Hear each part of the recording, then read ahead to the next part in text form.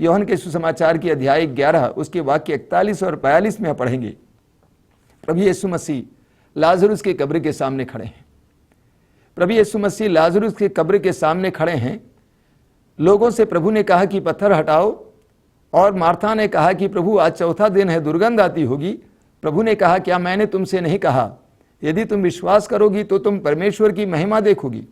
आगे वचन में आप पढ़ते हैं कि प्रभु यीशु प्रार्थना करने लगते हैं पिता ईश्वर से। क्या प्रार्थना है? बहुत छोटी सी प्रार्थना। प्रभु कहते हैं, हे पिता, मैं जानता हूं, मैं विश्वास करता हूं कि तू मेरी पुकार सुनता है।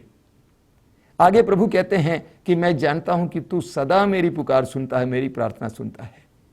जो भक्त होता है, जो प्रभु पर भरोसा रखने वाला होता है, जो प्रभु के वचनों के अनुसार जीने वाला होता है, उसकी प्रार्थना शुरू होते ही ईश्वर उसको सुनता है और ईश्वर उसको जवाब देता है।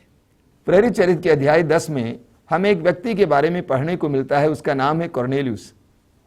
वचन में बताता है कि कॉर्नेलियुस इटालियन बटालियन के सतपति थे, यानी एक अधिकारी थे। उनके अधीन बहुत सारे सैनिक थे। इसके बावजूद वचन बताता है कि वो धर्म पारायण और ईश्वर भक्त थे। इतना ही नहीं, वह निरंतर बार बार प्रार्थना किया करते थे। अक्सर लोग अपने काम के कारण भटक जाते हैं। लोग बोलते हैं हमारा काम ही ऐसा है कि हमें घूस लेना पड़ता है, हमें गलत मार्ग अपनाना पड़ता है। इतने बड़े अधिकारी होने के बावजूद कॉर्नेलियुस भटके नहीं। इतना ही नहीं, लोग इस दुनिया में कई बहाने मारते हैं इसके लिए कि प्रार्थना के लिए टाइम नहीं है, समय नहीं होता है। कॉर्नेलियुस के बारे में लिखा गया है कि बराबर प्रार्थना में लगा रहता था। प्रार्थना का नतीजा क्या हुआ कि कॉर्नेलियुस को स्वर्गदूत का दर्शन हुआ, और स्वर्गदूत ने कॉर्नेलियुस से कहा, योप्पे नामक जगह पर सीमोन पेतरुस नामक व्यक्ति आया है, उसे अपने घर बुलवाओ। और कॉर्नेलियुस उसके आदेश का पालन करता है, अपने नौकर को योप्पे भेजता है। इस बीच पेतरुस को भी वहां पर प्रभु दर्शन देते हैं और पेतरुस को इस बात से स्पष्ट अवगत कराते हैं कि कोई भी अशुद्ध नहीं है, किसी को भी अशुद्ध कहना सही नहीं है। इस प्रकार पेतरुस को कॉर्नेलियुस के घर जाने के लिए बाध्य करते हैं और उसके लिए प्रेरित करते हैं।